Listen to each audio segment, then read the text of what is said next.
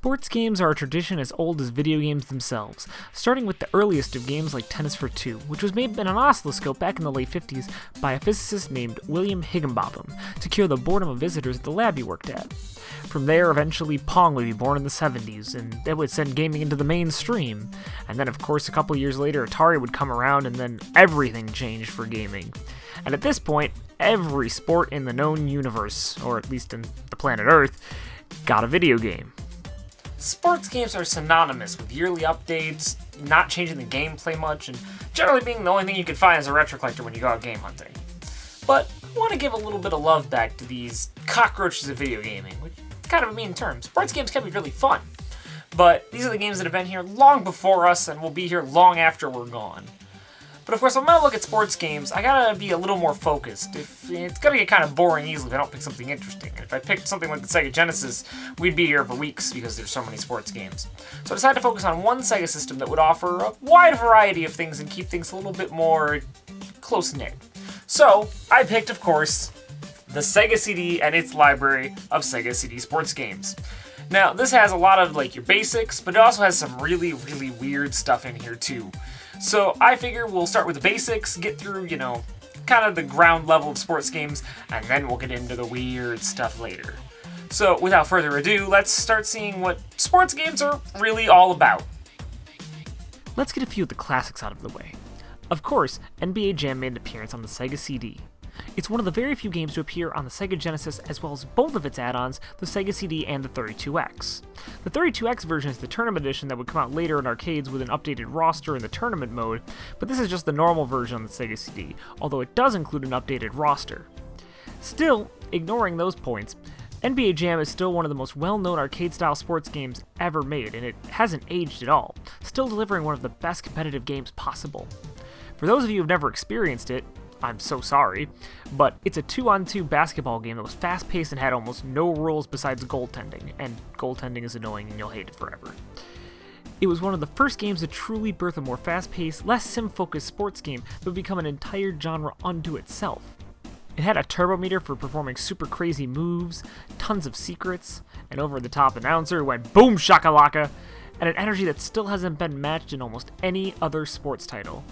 The Sega CD enhancements were minimal, just adding CD quality audio and one or two random FMV cutscenes into the game, a trend you will see quite a bit through our journey. Otherwise though, this game is still an absolute classic, a quick-paced pick-up-and-play jam that even people who are totally just uninterested in sports games tend to have a soft spot for.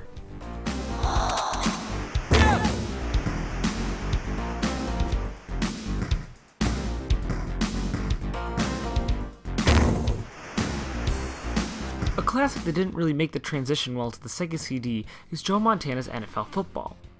Now, Joe Montana's Football for the Sega Genesis was one of the big early exclusives for the system developed by Sega, and it became a pretty big franchise for the Sega Genesis in general. This version, while coming out the same year as the 94 iteration of the series on the Genesis, is almost a completely different game. Instantly noticeable when you see the gameplay for the Sega CD is done from a pseudo 3D perspective, as opposed to the top-down style of the Genesis. It's one of the more graphically impressive games on the system, but this kind of sacrifices some other things in order to get it to that point.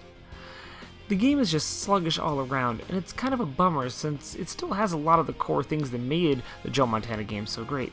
They just don't play as well because of this nicer graphic engine that takes up a little more of the power. Not to mention, the game is very bare bones with features, only offering random exhibition matches and a regular season mode. The audio during gameplay isn't even that much better than the normal Genesis version either, and generally a lot of the other parts of the game don't really take advantage of the Sega CD in any way that's really all that interesting. While the visuals are very impressive, it just doesn't really end up being a big benefit to the game, and it ends up detrimenting a lot of the other content around, and while it was a noble effort, it's probably one of the more forgettable sports games on the system.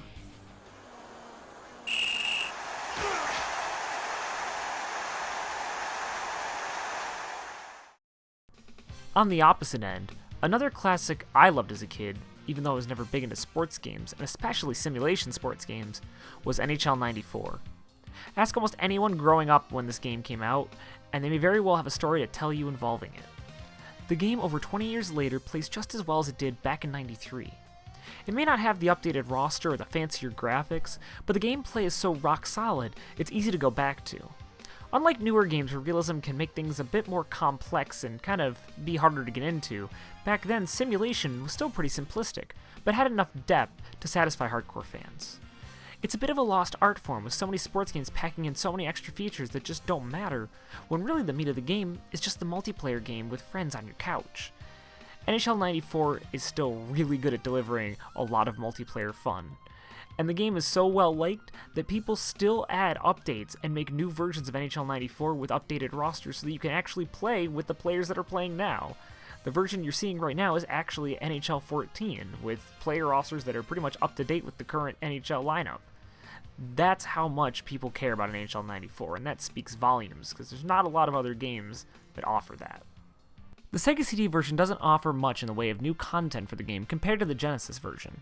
The game includes CD quality audio, like speech during the matchup descriptions, and other minor audio improvements. Let's take a look at tonight's matchups. It also includes plenty of FMV because of course it does. These are two things that, again, will run common among many of the Sega CD ports I show you. Otherwise, though, it's still NHL 94, one of the most beloved sports games ever made, and for good reason. It's a sports game that has withstood the test of time, which is an incredible feat for the genre that has yearly updates and is constantly evolving.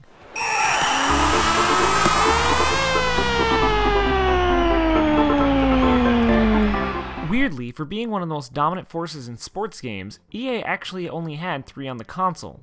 The first of the other 2 was Bill Walsh College Football. At the time the Sega CD was out, Madden had only just started as a series, so it really hadn't taken off yet and become the huge phenomenon it once would. However, this game runs on the exact same engine, just using college teams as opposed to the NFL and Bill Walsh instead of John Madden. Honestly, out of all the traditional football games in the system, it was my favorite to play. The game, unlike other football games on the Sega CD, felt natural and easy to play. The game included over 60 different plays to run, allowing for a large amount of strategies. It allowed for certain things to be done automatically or manually, like passing, to help ease in new players. You could even set your own audible calls to customize the game a bit, and it would allow up to 4 players with the multi-tap, and you could pick any different combinations, from 4 of your friends all teaming up to go against the computer, or having 2-on-2s, 1v3s, or any other kind of weird combination, among many other little neat features. To be fair, the other football games on the Sega CD had far nicer presentation and graphics, as this game barely feels better than its Genesis counterpart, but it plays so much better than the other games that it really makes up for the fact that it's very simplistic in its upgrades. It may be due to the fact that they stuffed a whole lot of Bill Walsh into this game. There is a mountain of videos of just him talking about college football.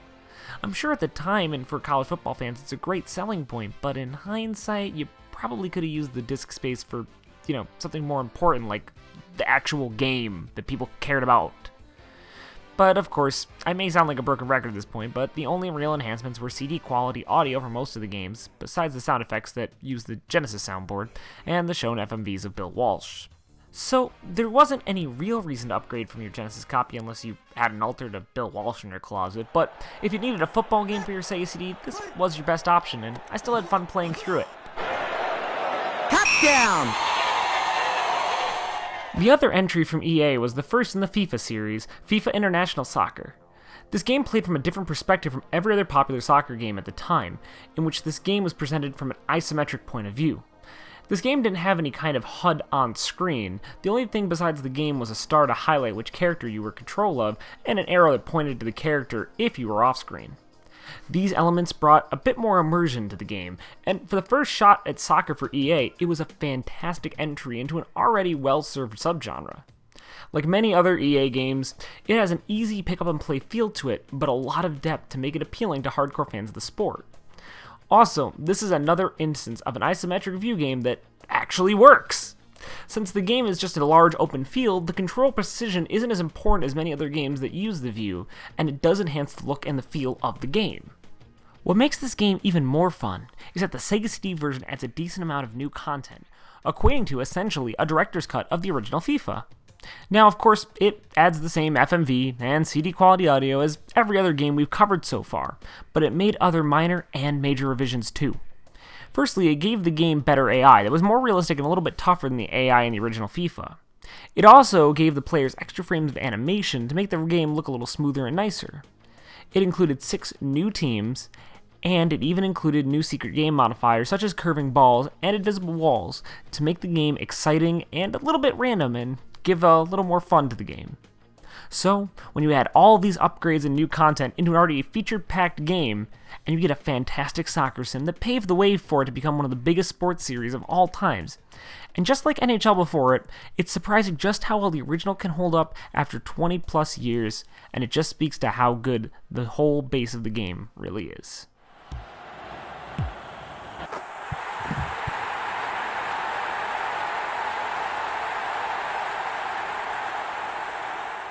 Now at this point, EA hadn't cemented itself as the go-to company for sports games, so there was still a lot of competition going around, and surprisingly, they were not actually the biggest force in sports games on the Sega CD. That actually belongs to their big competitors, Sony ImageSoft, and their library of ESPN sports games. Now we're not going to dwell too long on most of these for 2 reasons. Number 1, they all have the same upgrades that I've mentioned over and over and over again already, FMV cutscenes and CD quality audio. Because everybody just assumed that FMV automatically made the game 10 times better back then, and these were later releases for the most part, so at this point people probably caught on, but they still thought it was going to matter. But secondly, they mostly are all terrible. For starters, we'll look at ESPN Sunday Night NFL. Like I mentioned earlier, the other football games have nicer presentation, and it's true here. At the time, it really did feel like it was an actual broadcast done by ESPN of the game. The game had the NFL license, the commentators did a phenomenal job, and they had plenty of footage to pull from to, make the game a little more exciting and add like halftime reels and stuff like that. The problem is the presentation is only so much, and the actual game just doesn't have the same level of polish as Bill Walsh did. The game feels sluggish, both in how it runs and how it plays. The visuals are lacking and feel basically just looking like a Genesis game, though it does have some smooth zooming in and out, but it doesn't really help much. This is a common issue among the ESPN games, but out of the 3 ports, it's the most enjoyable. Touchdown! Next is ESPN National Hockey Night. Again, the presentation is pretty spot on, but the game still feels a bit choppy compared to its EA counterpart. It just doesn't feel as fluid, and the controls don't feel as tight, and it just lacks something NHL 94 had. The idea of being able to change from horizontal to vertical perspective is pretty nice for a game like this, but the gimmick of having random plays decided randomly by jarring FMV cutscenes that interrupt gameplay, yeah, that is a big no-no, and not only does it kill the pace, but it adds some phenomenally long load times into the game. Overall, it's still playable, but why choose this over NHL 94?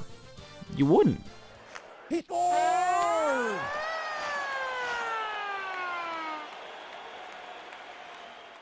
Finally, we have ESPN Baseball tonight. Now, unlike the other 2 ports, this was the only baseball game in town for the Sega CD, so you either had this or nothing.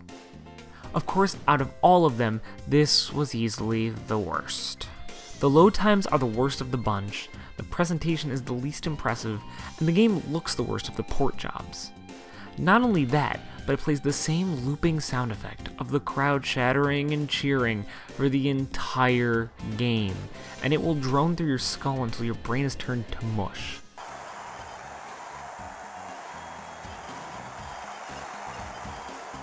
Of course, on top of that, the hit detection seems off, the AI is a little too good, and the game is overall just boring and frustrating to play. You're really better off just popping in your copy of MLB PA or the World Series baseball game from Sega Sports into your Genesis and playing those as opposed to playing the Sega CD port of this.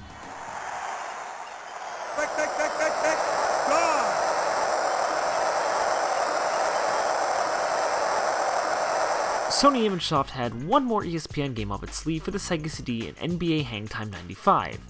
Now at first I thought this was a sequel to NBA Hang Time, a game that I just assumed was an ESPN game, but it turns out that's actually a sequel to NBA Jam by Midway, which started getting everything confusing. Even more confusing, it's also an arcade 2-on-2 basketball game just like NBA Hang Time.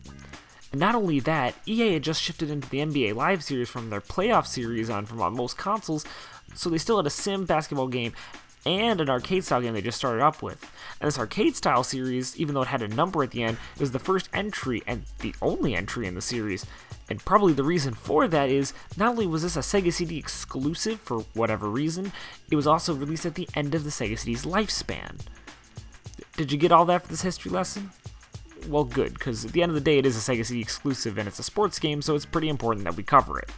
NBA Hangtime 95, you'll notice immediately, has a cool pseudo 3D style, playing the game at half court like Jordan vs. Bird for the NES. The effect actually looks really nice, and while the game runs a bit slower because of it, it still works to its advantage. Now, due to the more unique theme of the game, as it wasn't based on an actual running program on ESPN, the presentation stuff is far more toned down and not nearly as slick as the previous 3 games. Now, to this game's credit, it does end up having a slightly different feel from NBA Jam, its main comparison, but by no means does it play better. With an arcade-type game, you want something with a bit more speed and simpler controls, yet this game plays a bit more simish and slow, even though they already had a sim-style game. The angle at which the game plays can also make it a bit harder to judge your shots or your blocks. It's simple, it's efficient, it works, but again, it just doesn't have the same tight controls, awesome commentary, and more enjoyable visual styles than NBA Jam has. It does also have a second mode called 2-on-2 World Tour that it builds an exclusive mode, even though it was the only version, though all it does is change the backgrounds and has some generic world teams instead of the NBA. However, the FMV bits in the beginning for all of the matches from the late Stuart Scott are really dumb, but also pretty entertaining. We're in Africa. What'd you expect? Cold weather? So, besides some fun, goofy, special dunks, there isn't really anything to play here in this version compared to the normal NBA Hangtime mode. Not to mention, even though the game is an alright attempt at making something a bit different, it just doesn't hold up against NBA Jam. Not to mention, it's one of the 2 decently rare Sega CD sports games, fetching a rough price of $40 to $50, which is really expensive for a sports game. And when you can nab NBA Jam for $5, this ends up being one for just collectors and sports fans.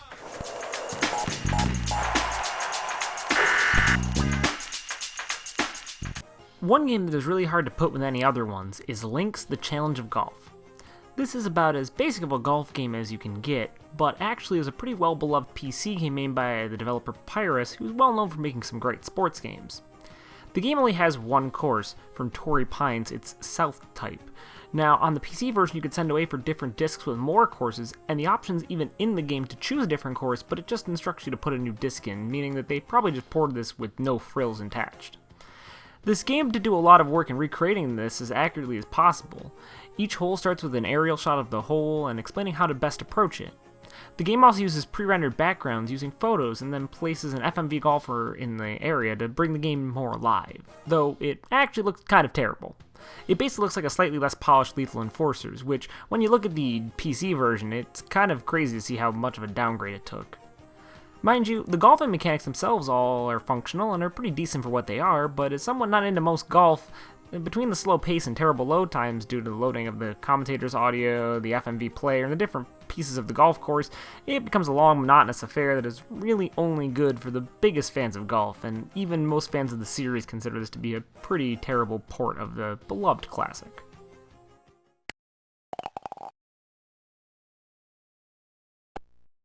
Let's take a look at the scorecard. Finally, we have 2 random soccer offshoots to finish the video off. First, we have World Cup USA 94.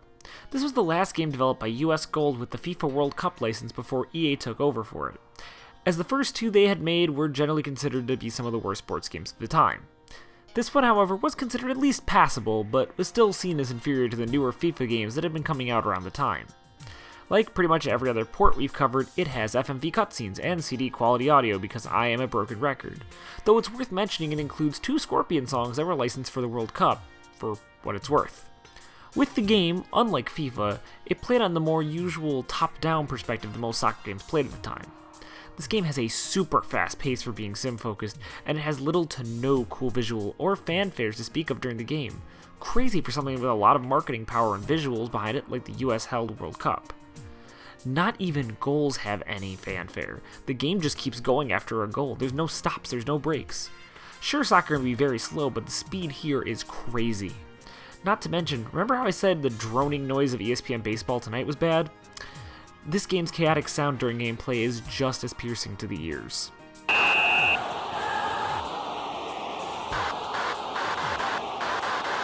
while it's audibly unpleasant to play, the rest of the game doesn't fare much better. It can be hard to judge the ball distance, which is important. The controls are very, very loose and sloppy. The game is just very bland looking, and it's easily the worst game visually of all the games we have and will cover in this episode. And everything is such a blur during the gameplay, you'll likely forget you played it as soon as the game's over.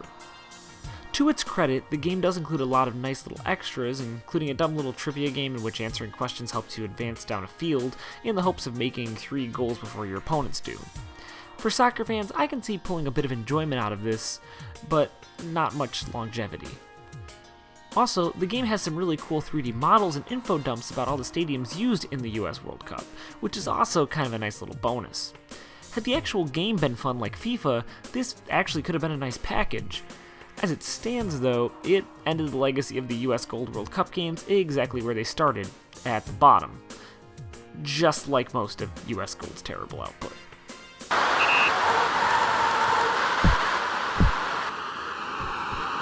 Finally, we are going to take a look at Championship Soccer 94. Now don't let the generic name fool you, as this is actually one of the most prolific soccer, if not just sports games, of this era in gaming, sensible soccer. This game was hugely popular in Europe and holds a cult following worldwide to this day. Having never played the series, I can now say that I totally understand why. It's easily one of the most fun games in the genre on the system, and maybe of the entire era. First, while the game may look simple and have very simple controls, don't let that fool you. Unlike World Cup, this game has a fast arcade style to it, but it has breaks. It's fast, but with a pace. When a goal is made, the game takes a moment to stop, celebrate, and then start again. Sure, the game is very primitive in its graphics, but it's bright, colorful, and pleasant to the eyes. Unlike World Cup. On that same note, the audio, while sparse, is dynamic, comes in crisp, and makes the game feel alive.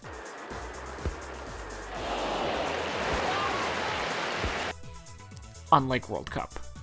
They came out in the same year, it's a fair comparison, okay?